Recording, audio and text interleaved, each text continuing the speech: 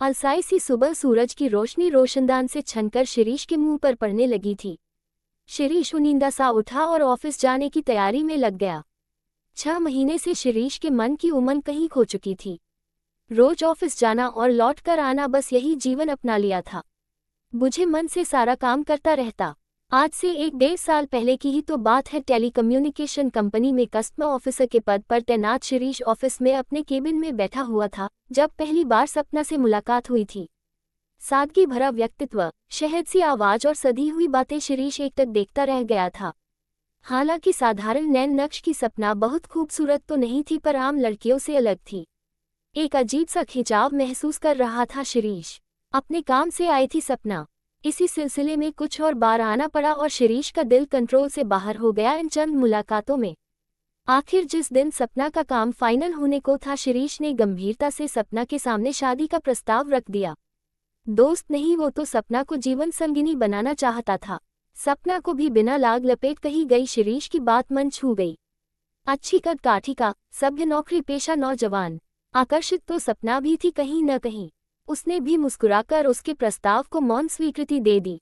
फिर तो मुलाकातों के सिलसिले चल निकले। कभी लंबी फोन कॉल, कभी रेस्तरां। शिरीष सपना को पंख उगाए थे। खुशियों के आसमान में उन्मुक्त उड़ते दोनों प्रेम पंछी दुनियादारी से बेखबर थे। एक सुरमई सी शाम, दोनों कस्में वादे दोहरा रहे थे पार्क में बैठे बैठे। सपना ने शिरीष के हाथ को थामते हुए कहा, शिरीष, पापा का शायद ट्रांसफर हो जाएगा अगले महीने तक, देखो कौन सा शहर मिले। मैं उससे पहले ही तुमको उनसे मिला दूंगी। शिरीष ने चहकते हुए कहा, फिर हमारी शादी हो जाएगी सपना। सपना ने खुशी से आंखें बंद करके सिर शिरीष के कंधे पर टिका लिया। बस वही आखिरी बातें थी उन दोनों के बीच और वही आखिरी मुलाकात। घर लौट शिरीष ने सपना को सैकड़ों बार फोन किया पर फोन नहीं लगा। शिरीष ने कई दिन इंतजार किया पर समझ न आया। काफी बार पार्क, रेस्टोरेंट भी उसी नियत समय पहुंचा जब सपना अक्सर आती थी, पर निराशा ही हाथ लगती। इस तरह घर जाना भी ठीक नहीं लग रहा था, क्योंकि पहले कभी गया नहीं था। पर कोई और रास्ता नहीं था, इसलिए सारी कोशिश बेकार होने पर उसने सपना के घर जाने का मन बना लिया। मन में अजीब अजीब सी बातें आ रही थीं, पर जब शिरीष दिए गए पते पर पहुंचा तो घर के दरवाजे पर ताला पड़ा हुआ था। पड़ोस में पूछने पर बताया गया कि सपना के पापा का किसी शहर में ट्रांसफर हो गया था, तो वो लोग सपरिवार वहीं चले गए हैं। किस शहर में, ये उस पड़ोसी को भी याद नहीं था। शिरीष का दिल हजारों फीट गहरे उदासी के गर्त में उतर गया। रह रहकर एक ही बात दिल में आ रही थी कि सपना ने ऐसा क्यों किया। आखिर मुझसे कोई गलती हुई या उसकी कोई मजबूरी थी, लेकिन जो भी था किसी भी तरह बताना तो था ना। क्या हुआ उन प्रेम के कसमों वादों का? ओह, तो क्या मेरी सपना भी औरों की तरह धोखेबाज निकली? मन मानने को तैयार न था। तब से बस सारे रंग हवा हो गए शिरीष की जिंदगी से। रात में सपना को याद करते करते सो जाता और सुबह से शाम उसके निशान ढूंढता फिरता। मोहब्बत इतनी शिद्दत की थी, न नफरत कर पा रहा था न भुला पा रहा था। अनजान नंबर से फोन आने पर शिरीष उम्मीदों से फोन उठाता था, पर जाने क्या हुआ, क्यों हुआ, सवाल अपने जवाब पाने की बेचैनी में ही रह जाते थे। यूं ही दिन महीने गुजरते गए। सब वही की वही था, पर शिरीष का सुकून छिन चुका था। एक दिन शिरीष दोस्त की शादी में शामिल होने दूसरे शहर गया। बेमन से, दोस्त के बहुत कहने पर, लेकिन मन वहां समारोह में भी नहीं लग रहा था। सड़क पर टहलने चला आया। अनेकों तरह के नज़ारे भी उसका ध्यान नहीं खींच पा रहे थे। अचानक शिरीष की आंखों ने कुछ ऐसा देखा कि वो वहीं ठिठक कर रुक गया, मानो जैसे कोई सपना देखा हो। जागती आंखों से ज्वेलरी शोरूम के और नजदीक जाकर देखा। सपना ही थी वो, शोरूम में बैठी मंगलसूत्र का डिजाइन देखती।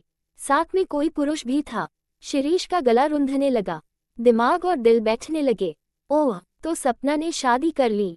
एक बार तो कहा होता, ऐसी क्या मजबूरी थी। जल्दी से पलटकर लौटने लगा शिरीष। बीते पलों की रील दिमाग में घूम रही थी।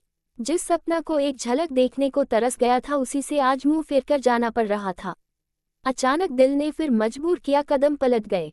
सोचा सपना से 2 बात तो कर लूं, देखूं कैसे सामना करती है। अब चौंकने की बारी सपना की थी।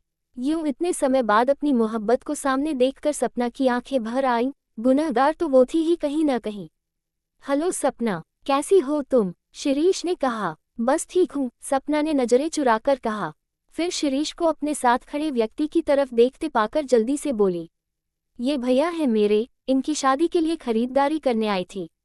ओह, तो ये इसका पति नहीं, शिरीष ने कुछ रिलैक्स होते हुए मन में कहा। सपना के भाई तब तक बिल जमा करके आए और चलने का इशारा किया। सपना बिना कुछ कहे सुने वहां से चलने को उठ खड़ी हुई, और इस बार जो शिरीष ने देखा तो मानो उसका खून जम गया। सपना अपने दोनों पैर किसी हादसे में खो चुकी थी।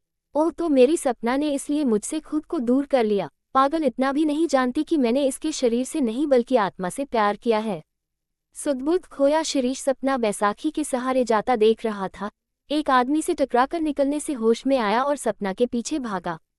अगले ही पल शिरीष का हाथ थामकर खड़ा उसे कह रहा था, सपना, इतना कमजोर नहीं था हमारा प्यार, मैंने तुमसे दैहिक नहीं आत्मिक प्रेम किया है।